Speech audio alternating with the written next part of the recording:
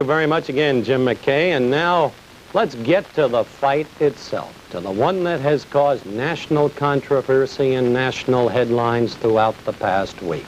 Let's go to the Central Maine Youth Center and fight announcer Johnny Addy.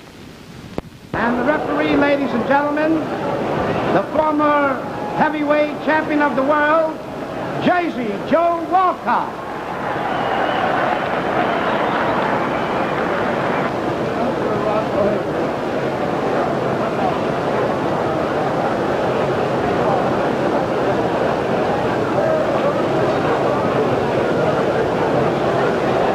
Ladies and gentlemen, Intercontinental Promotions Incorporated, Robert A. Nylon, President, and Arena AA present the main event, 15 rounds, for the heavyweight championship of the world.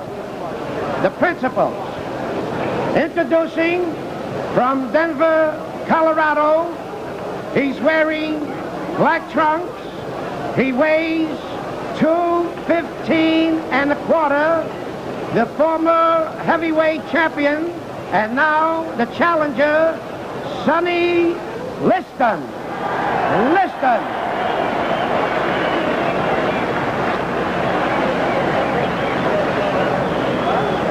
His opponent from Louisville, Kentucky. He's wearing white trunks. He weighs 206. The heavyweight champion of the world, Muhammad Ali.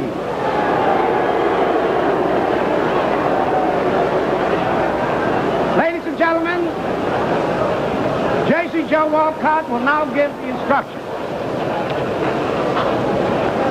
Well, gentlemen, this is a match you both worked very hard for, and I know you're both in good condition. I'm not going to go with a lot of preliminaries. I know you both know the rules of Maine, so I'm in here to enforce them. So I'll say to you, keep your punches up, protect yourself at all times. Good luck. Shake hands, come out fighting.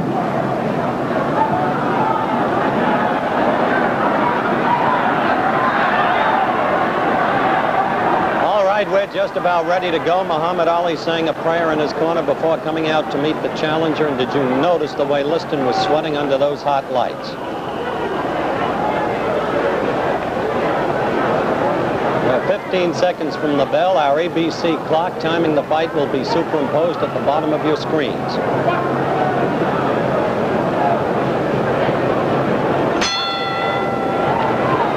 Here we go. Tactics the same as in the first fight, established almost immediately. Clay moving consistently to the left, virtually in a circle. Liston relying upon the left jab.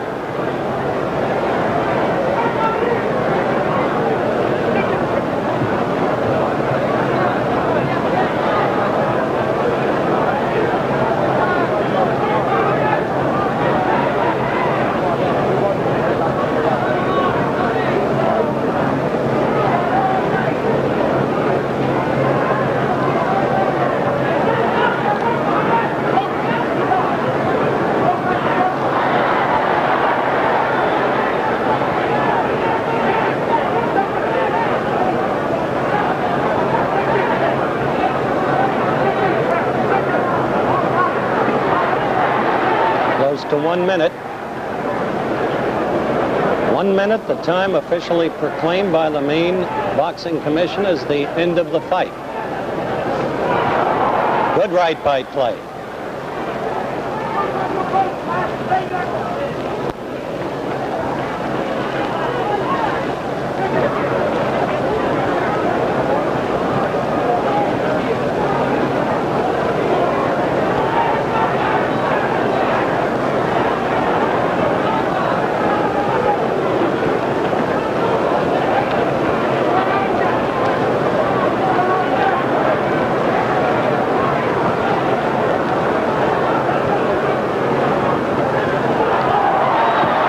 Did you see the punch? Did you see it?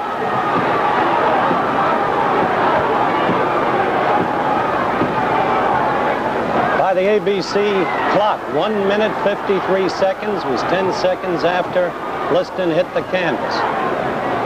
Walcott never heard the official knockdown timekeeper. Liston never heard a count. Walcott leaves the fighters. Liston still has reflexes. Look at him duck. Now Walcott has gotten information that Liston was down for a count of 10 and more. And so the fight is over, and Muhammad Ali is still the champion in a scene of bedlam, chaos, and confusion.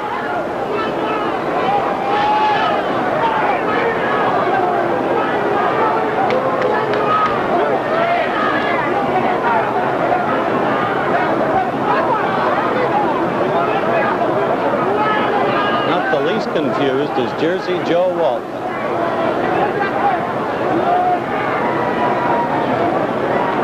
The Liston frustration. Bandages come off. There is the confused one.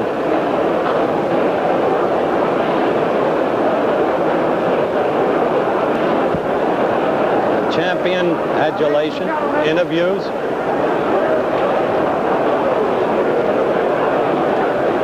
Gentlemen, the timekeeper counted out Liston in 1 minute of the first round. 1 minute of the first round, the winner. 1 minute of the first round, the winner by a knockout. And still the heavyweight champion of the world, Muhammad Ali. Isn't that incredible? That they should call it 1 minute. Off come the champion's bandages now.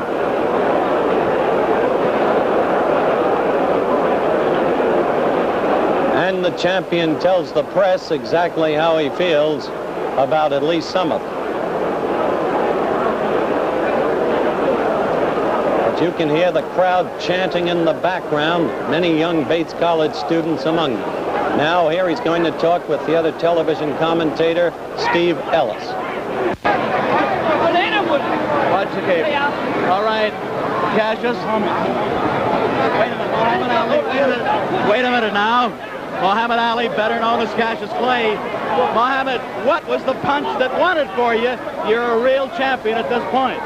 Well, the punch won the fight for me. Well, I believe it was a left hook or a right cross. And one of the two, I really can't think because I was moving too fast. A left hook or a right cross? That's right. All right, now, did you think you were going to be able to do it in the first round? You did it in 6 rounds last time, Cassius. Didn't I tell the world that I had a surprise?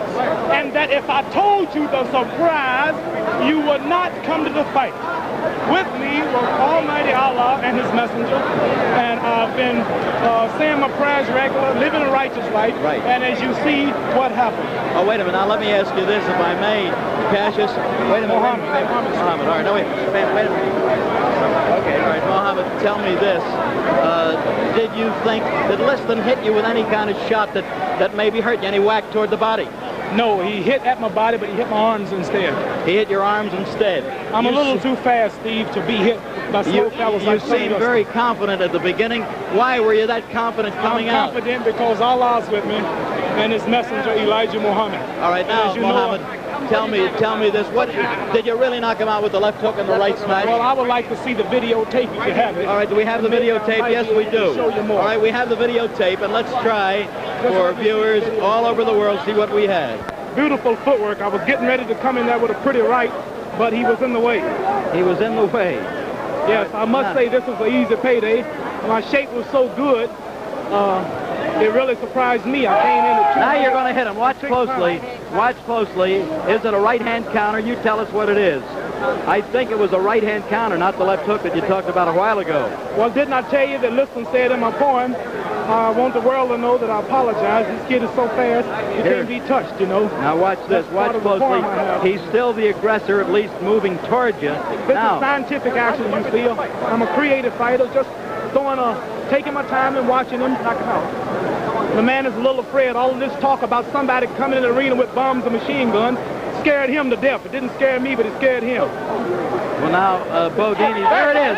That was the right-hand counter. Let's watch it. Let's watch it. A right-hand counter, as I saw it. Steve, you have never saw the real Muhammad Ali. I haven't had time to warm up yet. You haven't? I haven't had time to just sat down. Let's look at it again. Now, that right hand was good.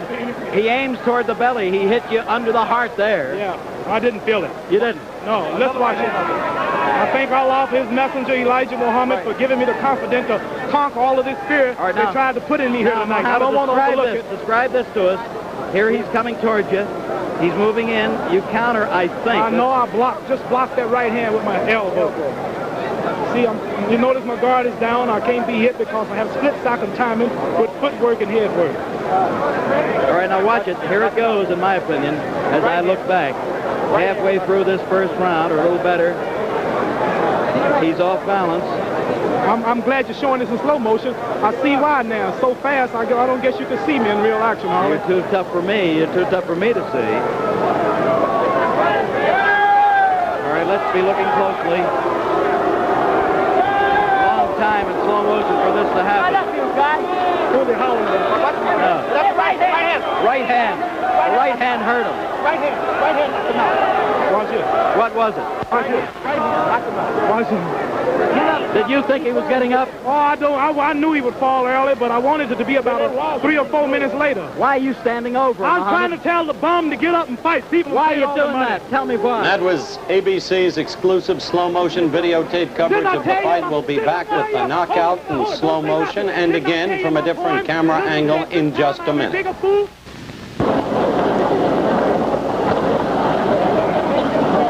Now once again, here is the knockout in slow motion.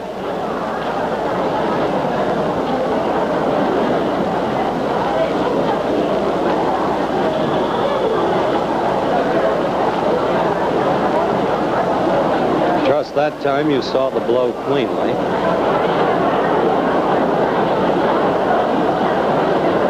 Now observe closely the extraordinary sequence of events that follows.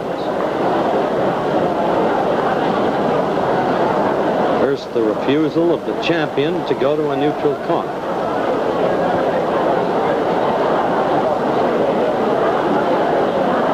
Now he apparently departs. Second, the attempt of Liston to arise. Apparently, he is unable to do so. Third, note the champion prancing about the ring. He has still not gone to a neutral corner.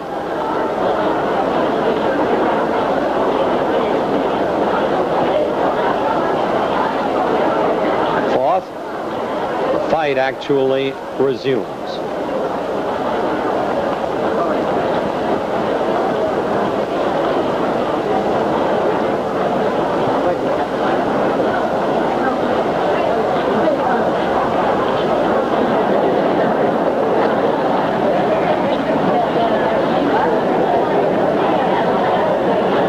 As it does, the referee departs to answer a call from the official knockdown timekeeper's corner.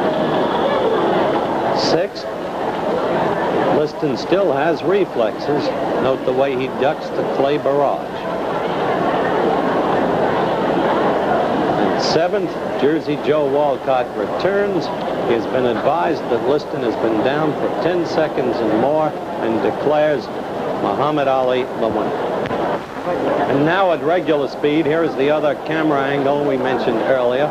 Play will be on your left as he renders the knockout blow.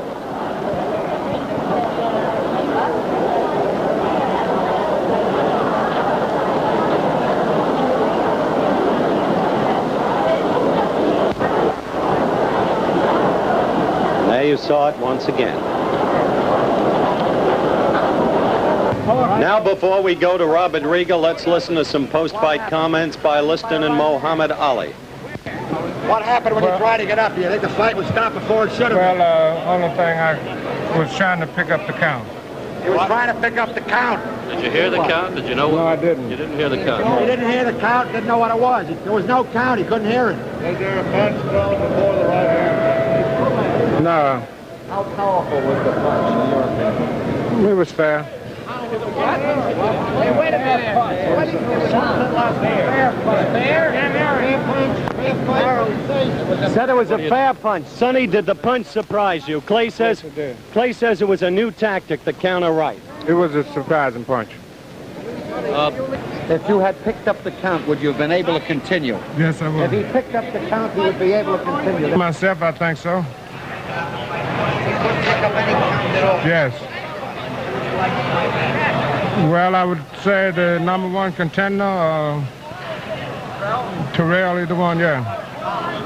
Chavallo, either, but it don't make no difference. I'm in a position now where I can't squawk who's not. I might have to fight you. In the position now where he can't squawk, he'd have to fight anybody. He seemed to be in good humor. Can you hear it, Lester? Yeah. Ain't no use, ain't no sense of being in bad humor. Sonny, do you feel a disappointment at all? What actually are your Yes, feelings? I do. Feel real disappointed. I think it was because of my main point was to get him and get it over with. What was your plan? Were you going to try and get him early or stay with him? Well, I was going to stay with him.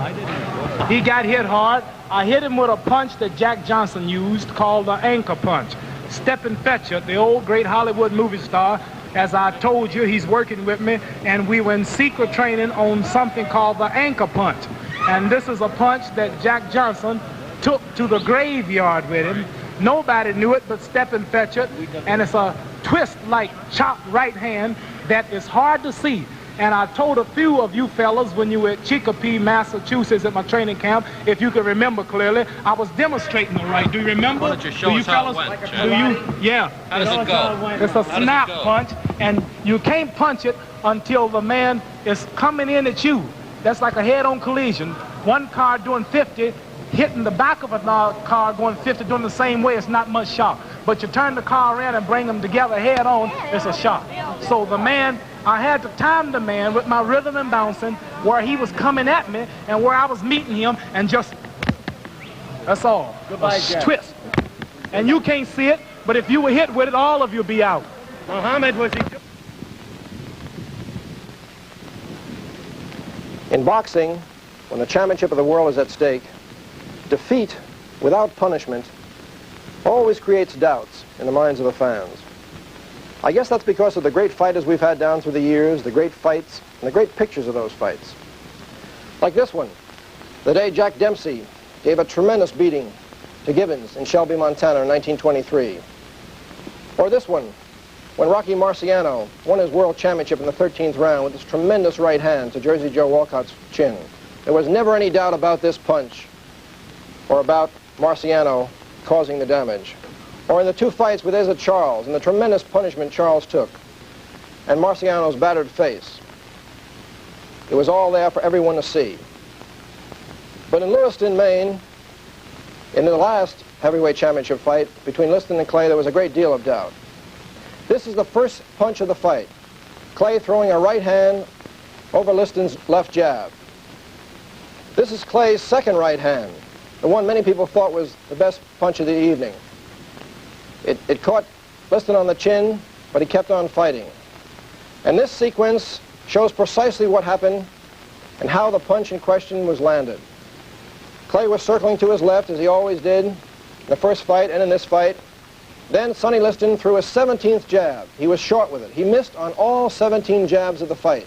You'll notice Clay's hands. Both his gloves are below his belt. He's circling to his left, on his toe, and then suddenly he brings his right hand up over Liston's jab and connects on the side of Liston's head. He's pushing off his rear foot. His power is coming all through his body. He has every intention of landing the blow. Liston crumples. His gloves come together. And now if you look at Clay's feet, he's swinging to the right. He seems to be off balance. But the punch has landed. And then he follows through with a left hook, but of course it misses as Liston goes down. This is the punch which so many people did not see. Another question is, for a man like Liston, who had never been floored before, how can one punch like this put him down, especially when thrown by Clay so early in the fight? There is one theory that's very interesting, and that's the karate idea. The idea that a fighter throwing a particular punch in a particular style, as Clay can do because he has this great balance, this great speed which you need in karate, and the fact of the twisting motion at the waist, which a karate fighter always has, and the way when you bring the glove up, you turn your fist over. The karate people call this focusing the punch. A hook is like this, a jab is like this, but a karate punch is like this. I don't say, or no one says, that Clay intentionally threw a karate punch or that he planned this punch, but because of the nature of his style of fighting, it's perfect for throwing such a punch. And perhaps landing here on Liston's head and throwing it in his style, which is natural to him, it was very effective. This could have done it. However, with all the slow motion tape, with all the high-speed film, there is one question to be answered, and one question which photography will never show. And that's, what about the integrity of a fighter, his courage and his skill and his desire to win? No camera showed it that night in Miami when Liston stayed in his corner, and no camera showed it in Lewiston. The immortals, Jack Dempsey and Rocky Marciano, will discuss this idea in a little while, but right now, the famous referee, Ruby Goldstein, and Howard Cosell. Thank you, Bob. And Ruby Goldstein is, of course, the most famous third man in the ring in boxing history. Ruby, you're in the ring. Guy gets knocked down. What do you do? Immediately, I see that the man that's caused the knockdown gets to a neutral corner, and in about 4 seconds, I'm back yelling the count into the man that's on the floor, which I pick up from the knockdown timekeeper. How do you hear it from the knockdown timekeeper? It usually comes to the count of 4. I hear it from the knockdown timekeeper in Madison Square Garden, the ball clubs, or where they hold the fights. There is a loudspeaker, and it's very easy to hear. But someplace I wound up where you couldn't hear it in some smaller clubs, and we just read the lips of the announcer. Lip reading. Right. All right. Have you ever in your lifetime left the fighters to themselves, one fighter on the floor? No, you don't leave it, and I feel sorry for Joe Walcott. He's a fine man, very honorable man, interested in a lot of good work, but he had a tough man to handle, a man like Clay who kept roaming around in the vicinity where Liston was, yelling to get up, and it was difficult. At the same time, we've got to be reportorial about this, Ruby. Let's have a look. We had a special camera following Walcott during that period of action there, or chaos, however you want to put it. And I'd like your comments about Jersey Joe as we run the film of the fight and see exactly what he does. Now, there's Liston down. Now we're going to be going to Jersey Joe.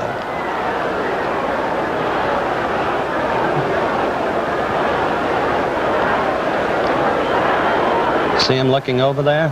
What would you have been doing? Well, if you notice, he's got a little difficulty there with Clay yelling and making motions. But he didn't even go to Clay. Well, he probably don't know where the knockdown timekeeper is sitting, and he probably doesn't hear what he's saying, and he's going over to find out what's going on. It is wrong, but I feel sorry for a fine guy like Walcott. And not having heard the timekeeper, his key error was to run over there and then declare the fight over, because you can't declare a fight over, can you, Ruby, if the man is never going to a neutral corner who's not the other man? No, you don't have to count. You can tell the timekeeper to hold up the count, and that's why Dempsey had the long count in Chicago with Gene Tunney. Dempsey didn't go to the corner, and the referee didn't start the count until he did, so henceforth you had about 4 seconds more in the counter, and he could have done this here as well, but maybe it's the fact that just a once-a-year these referee. Fellows don't referee too often. Sometimes once a year, twice a year, then 3 years goes by and they don't referee, and you can forget sometimes. Anybody can make a mistake. I've made them too. Yeah, but so few and far between. Thank you so much, Ruby. Thank you, Howard. Ruby Goldstein, of course, and we'll be back with the man who was involved in the long count, Jack Dempsey, Rocky Marciano, Jimmy Cannon, the great sports writer, Bill Hines, the editor of the Fireside Book of Boxing, in a moment, right after this message. This is Jack Dempsey, a legend in his time. And Bill Hines, boxing expert, editor of the Fireside Book of Boxing, author of the great boxing novel, The Professional. Jimmy Cannon, the distinguished syndicated columnist of the Hearst Press. The hard rock from Brockton, Rocky Marciano, who never tasted defeat. These then are our panelists. They have seen the very films that our viewers have seen, and I'd like to begin with you, Jimmy Cannon, because at the bout, you were directly situated to see Clay throw the punch. Was there a punch? Yes, there was a punch, Howard, but I didn't think it was hard enough to crush a grape. The ring lights were very hot. The only explanation I can give for the way Liston fell was that perhaps he was sunstruck by the lights.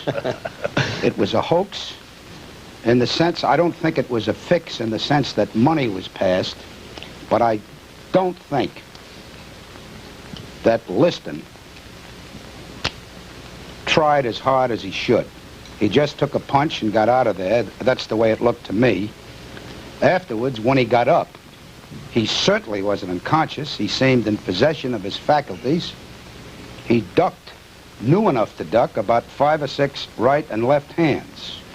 Now, I'm not jumping on the bandwagon after the fight.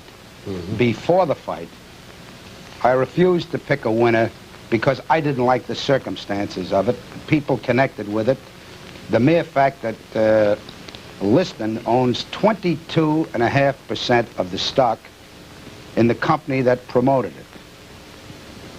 They make an excuse that he doesn't really own it anymore, but it's in the name of William Crawford. I asked Sam Margulies, who's connected with the promotion and seems to be Liston's manager, although he denies it, whose name it was in. And he said, William Crawford. And I said, who is William Crawford? And he said, Liston's father-in-law. Hi, Jimmy. I'm going to move from that to Rocky Marciano because, Rock, you and I were seated together right beneath Liston, virtually, where he fell. Weren't you under the impression that he slipped or tripped rather than fell? Yes, I did, because Clay was in no position at the time to throw a solid punch.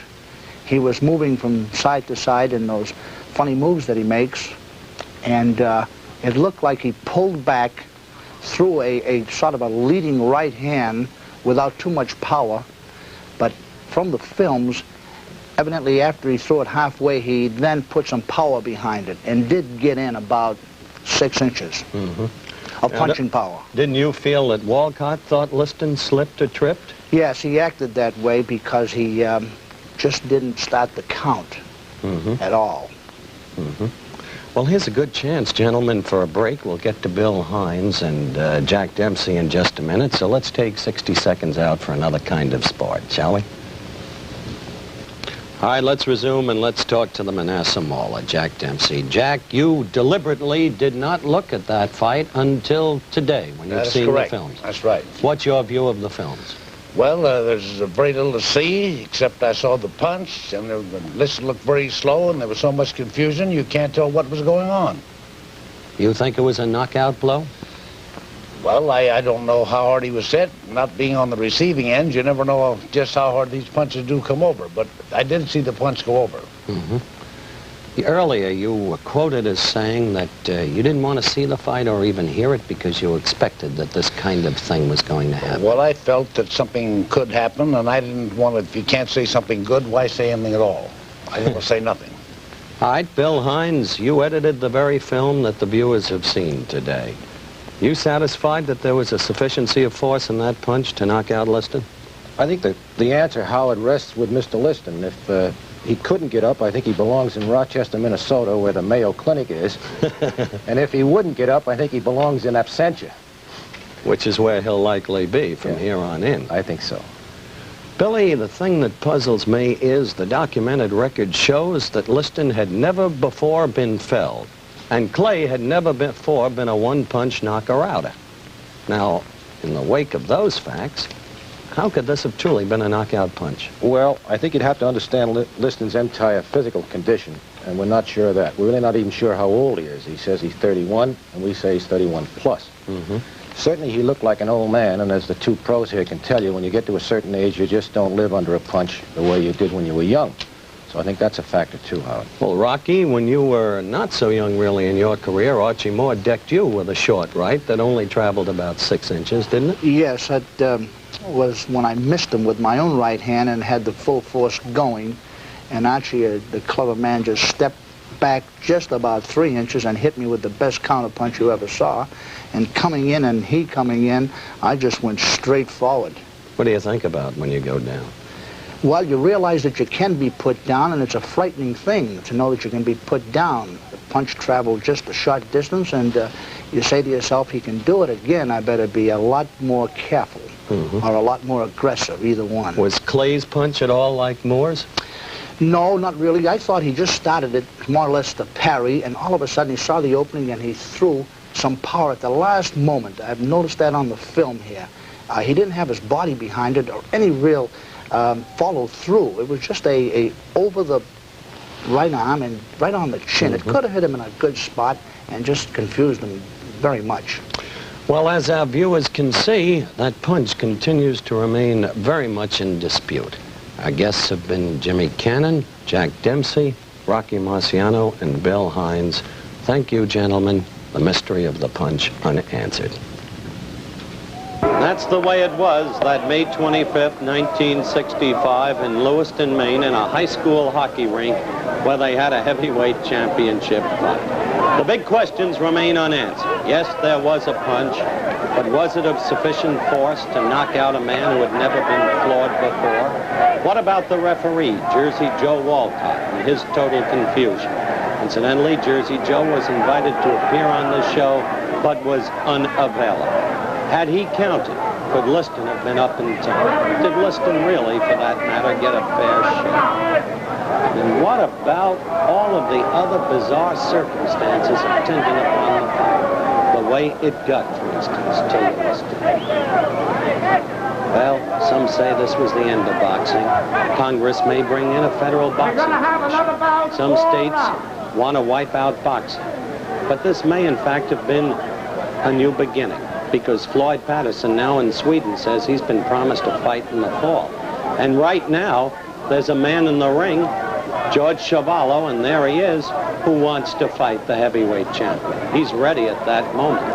He may get the next shot. Indeed, this may be a new beginning. That's the story of the big fight, Muhammad Ali against Sonny Liston.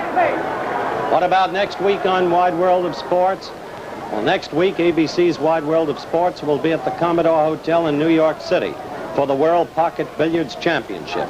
Luther Wimpy Lassiter will be defending his title against Joe Balsas. Lassiter and Balsas meet in the finals of this competition involving an outstanding field of America's pocket billiards players. Also next week, we'll present an outstanding topical event of international significance. So be sure to check your local listings for ABC's Wide World of Sports next week.